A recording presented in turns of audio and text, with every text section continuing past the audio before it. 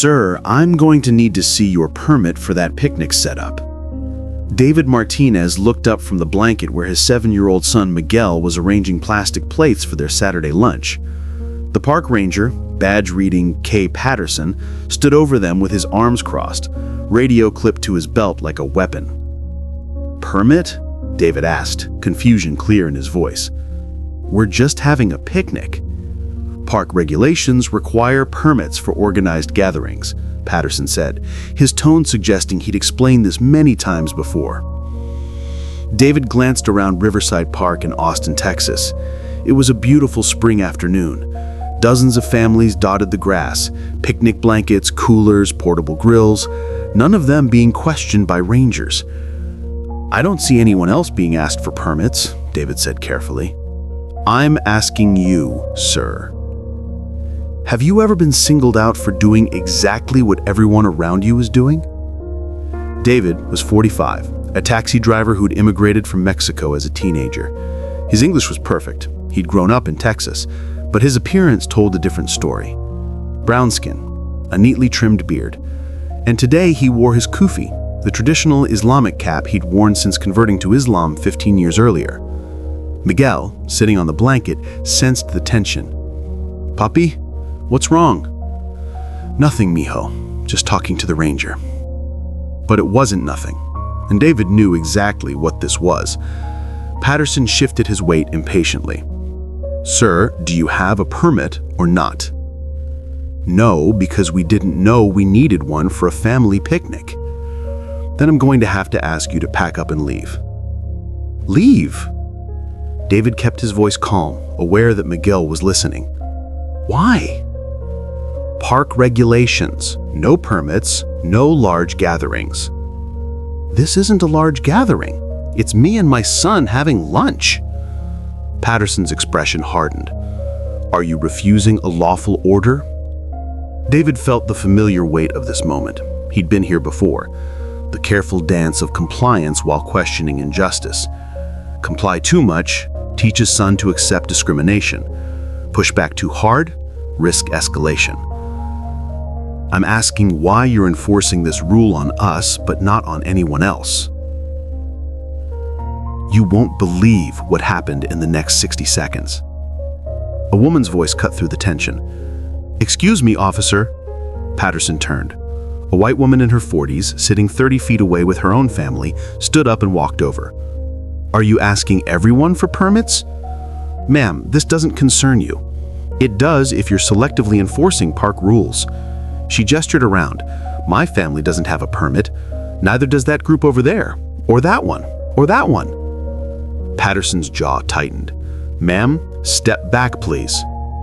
Why are you only asking him? She pressed. Because his setup appears organized. Our setup is identical to his, the woman said. Blanket, cooler, food. Should I leave too? Other families were watching now. A black couple with 2 kids, an elderly white couple, a group of college students. All without permits, all staying put. Patterson reached for his radio. I'm calling for backup. For a family picnic? The woman asked incredulously. Miguel started crying. Papi, why is he mad at us?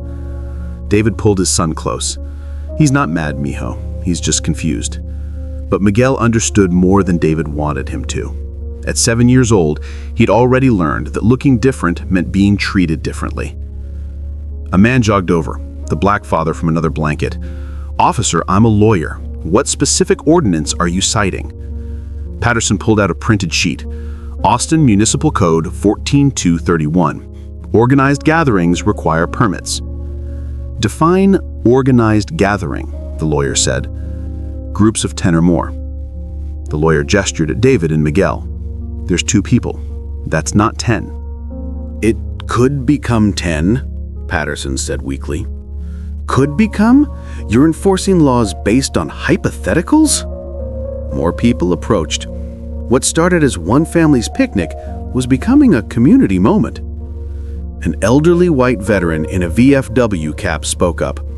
Son, I fought in Vietnam so people could have picnics without being harassed.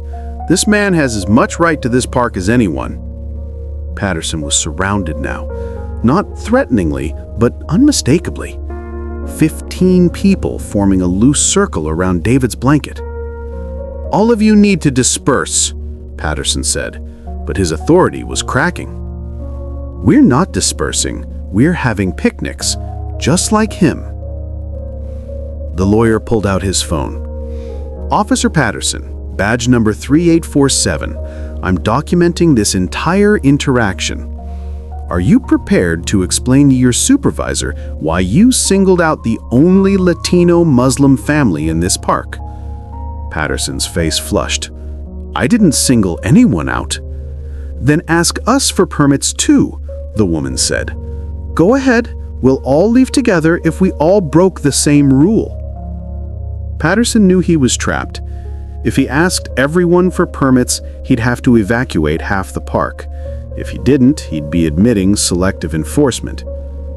"Officer Patterson." A new voice, firm and authoritative.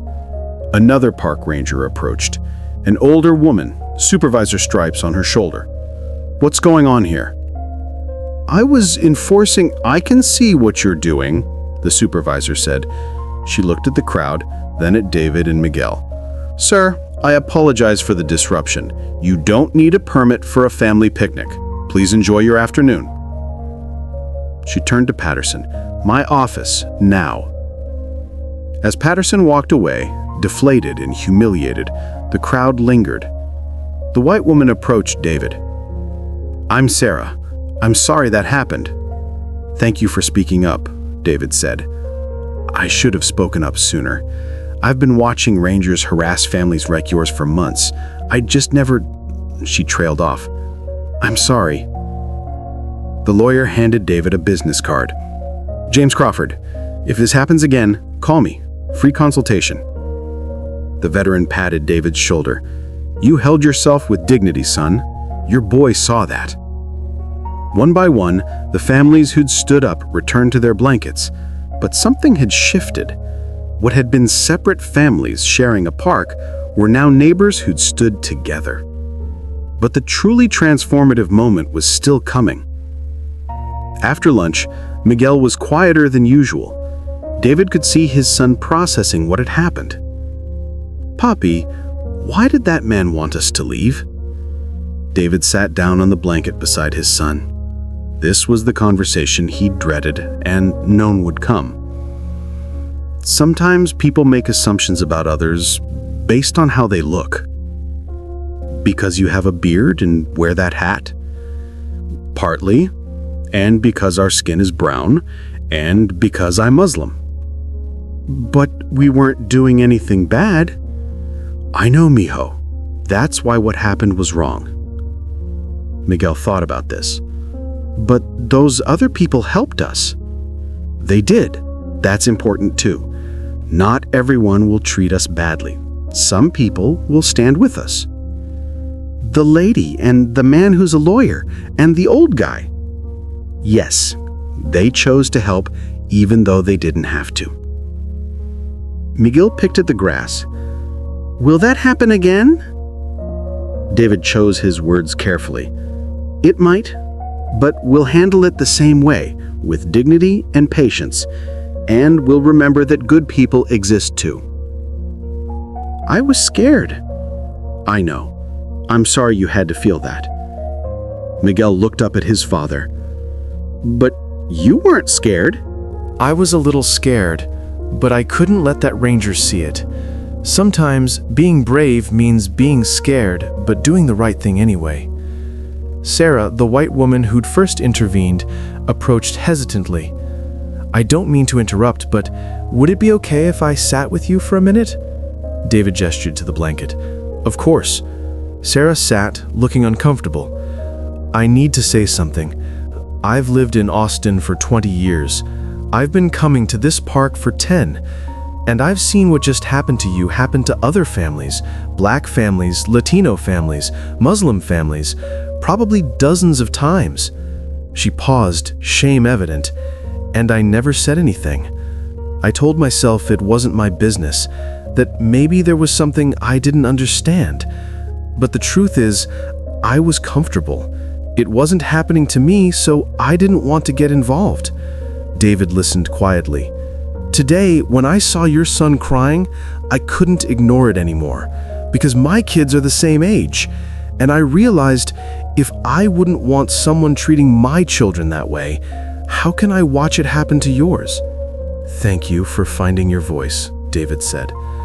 I'm going to the city council meeting on Tuesday. I'm going to talk about what I saw, about the pattern of selective enforcement in this park. Will you come with me? David hesitated. I work Tuesday nights. What about a written statement? I can read it for you. Miguel tugged his father's sleeve.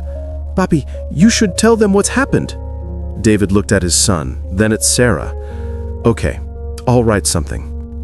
What David didn't know, the lawyer, James Crawford, had recorded the entire interaction. That evening, he posted it to Twitter with the caption, "Watched a park ranger harass a Latino Muslim father and son having a picnic in Austin. When the community stood up for them, the ranger backed down. This is what solidarity looks like. Hashtag Riverside Park, Austin." The video went viral overnight. 47,000 views by morning, 200,000 by noon, 1.2 million by the evening news. Local TV stations picked it up. Community rallies around family facing discrimination at Austin Park. The Austin Chronicle ran an investigation. Pattern of selective enforcement at Riverside Park. Families of color disproportionately targeted. They found documentation. First, 89 permit violations issued at Riverside Park in the past year. 76 issued to families of color, 85%, 13 issued to white families, 15%. 0 actual permits required for family picnics. The pattern was undeniable and damning. The Austin City Council chambers were packed. David had gotten the night off from driving his taxi. He sat in the back with Miguel, nervous about public speaking. Sarah was already at the podium when they arrived, reading David's statement. My name is David Martinez. I'm a taxi driver, a father, and a Muslim. On Saturday, I took my 7-year-old son to Riverside Park for a picnic. We were told we needed a permit and had to leave. Dozens of other families, all white, were having identical picnics without permits. None of them were questioned. Sarah's voice strengthened. But here's what gives me hope. When that ranger singled out David's family, this community didn't stay silent. Strangers became allies. People stood up. And that's what Austin should be, a place where we protect each other. The council chambers erupted in applause. 11 more people testified. The black lawyer, the veteran, families who'd witnessed similar harassment, a statistical analyst who documented the enforcement pattern. By the end of the meeting, the city council voted unanimously to, first, suspend Ranger Patterson pending investigation, second, require anti-bias training for all park staff, third, create a citizen oversight committee, and fourth, publicly apologize to families targeted by discriminatory enforcement. Councilmember Rodriguez addressed David directly. Mr. Martinez, your experience exposed a systemic problem. On behalf of Austin, I apologize, and I promise we're going to fix this. David stood, his voice shaking slightly. I don't want an apology just for me. I want change for every family that comes after us. I want my son to grow up in a city where his appearance doesn't make him suspicious. The chamber gave him a standing ovation. 3 months later, the Austin Parks Department implemented comprehensive reforms. All 247 park rangers completed implicit bias training. Body cameras became mandatory.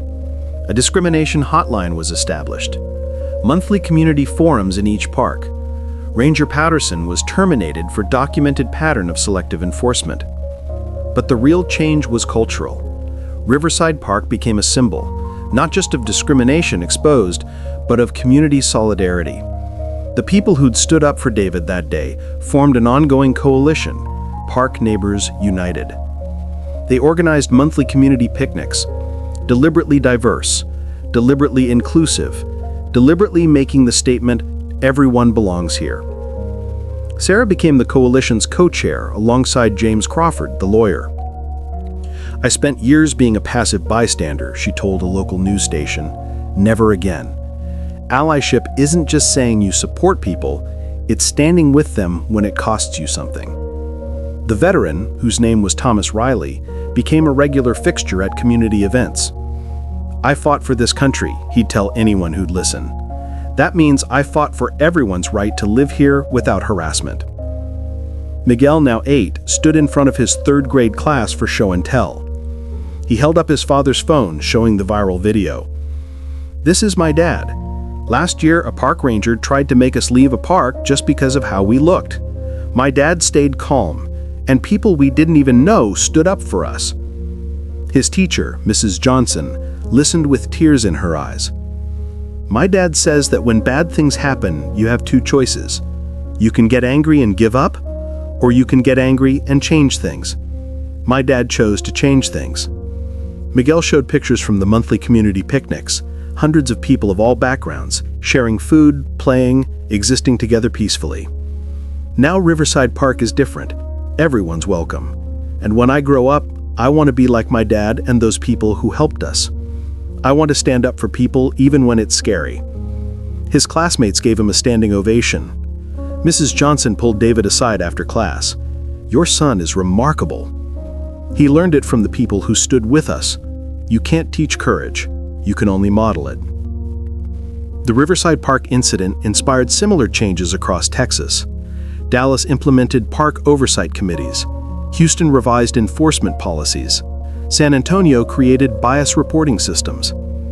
The viral video became training material. 47 police departments used it in community relations training. 23 universities included it in civil rights courses. Park services nationwide studied Austin's reforms. Most meaningfully, the "stand with, not aside" message resonated. Videos emerged from other cities showing bystanders intervening in discriminatory situations, citing the Riverside Park example. David's taxi driving colleagues, many immigrants themselves, told him they'd felt empowered to report discrimination they had previously accepted as inevitable. You showed us we don't have to just take it, one Colombian driver told him. We can document it. We can demand better. David stood in Riverside Park on the 2nd anniversary of the incident. Park Neighbors United had organized a community celebration. Over 500 people attended, families of every background, sharing food, playing music, simply existing together joyfully. Sarah approached with her family. David, there's someone I want you to meet. A young Somali woman in hijab extended her hand. Mr. Martinez, I'm Amina. I moved to Austin last year from Minnesota. And when I was choosing which city to live in, I watched the video of what happened to you, and I watched the video of people standing up for you. That's when I knew Austin was the right place. She gestured to her family nearby, parents, siblings, cousins. We've lived here for 8 months. We've never been harassed in parks. We've never been made to feel unwelcome. Your story made that possible. David felt the weight of impact. One Saturday afternoon, one moment of being singled out, one community's choice to stand together, and now countless families living with dignity they might not have had otherwise.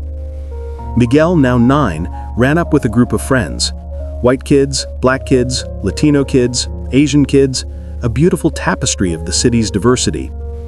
Papi, can we stay another hour? Of course, mijo. As Miguel ran off, David thought about that ranger's question 2 years ago. Do you have a permit? He'd had something better than a permit. He'd had community. He'd had witnesses willing to stand with him. He'd had people who chose solidarity over comfort. And that, David reflected, was worth more than any piece of paper. This story isn't about one man facing discrimination. It's about a community deciding that injustice witnessed is injustice shared. Sarah could have stayed on her blanket. The lawyer could have minded his business. The veteran could have assumed it wasn't his fight. But they chose differently. And that choice created ripples that transformed a city. David Martinez wasn't a CEO. He couldn't fire the ranger. He didn't own the park. He had no institutional power. but he had community power. And when activated, when people chose to stand together rather than stand aside, community power proved more transformative than any individual authority. The ranger had a badge and a radio. The community had witnesses and voices. The system had momentum and inertia. The people had solidarity and persistence. Justice didn't come from wealth or position. It came from ordinary people making extraordinary choices, choosing courage over comfort, involvement over indifference, solidarity over safety. Ranger Patterson never worked in public service again. His selective enforcement, once documented and exposed, made him unemployable in any position of authority. Sarah became a city council member, elected on a platform of community oversight and police accountability. James Crawford, the lawyer, established a free legal clinic specifically for families facing discrimination in public spaces. He'd handled 89 cases in 5 years, winning 84. Thomas Riley, the veteran, passed away at 82. His memorial service was held in Riverside Park, attended by hundreds, including dozens of families he'd stood up for over the years. Miguel Martinez graduated high school with honors, planning to study civil rights law. "My dad showed me what dignity looks like," he told his graduation speech audience, "and strangers showed me what solidarity looks like. Now I want to create systems that make both easier." David continued driving his taxi, but twice a month he volunteered with Park Neighbors United, welcoming new immigrant families to Austin, showing them the parks were safe, teaching them their rights, modeling the dignity he'd shown that Saturday afternoon. "People ask if I'm angry about what happened," David told a documentary filmmaker years later. "I was. I am. But I'm also grateful, because that moment showed me something I needed to see. That most people, when given the choice, will choose justice over comfort. They just need to see the injustice first." He paused. "Our job isn't to suffer silently. It's to make injustice visible, and then trust that good people will respond." The Riverside Park bench where David and Miguel had their interrupted picnic now bore a plaque. "On this spot, in 2023, a community chose solidarity over silence. May all who rest here remember, justice requires witnesses who are willing to stand." Every Saturday, families from across Austin gathered there, not because of permits or rules, but because of what that space represented. A place where community had proven stronger than discrimination, where ordinary people had created extraordinary change, where a taxi driver and his son had been protected not by power, but by neighbors who chose to give a damn. That's the real story of Riverside Park. Not that discrimination happened, that's depressingly common, but that people stood up, that strangers became allies, that community proved more powerful than bigotry, and that change is always possible when enough people decide it's necessary. Have you witnessed discrimination in public spaces? Did you intervene? Did you stay silent? What would you do differently? The people who helped David weren't heroes. They were ordinary people making a choice in a moment. You'll face similar moments. Someone will be treated unfairly. You'll have to decide, stay comfortable or stand up. Share this story if you believe community can defeat discrimination. Subscribe for more stories of ordinary people creating extraordinary change through solidarity and courage. Because the next David Martinez might need you to be their Sarah, their James, their Thomas. Will you stand with them?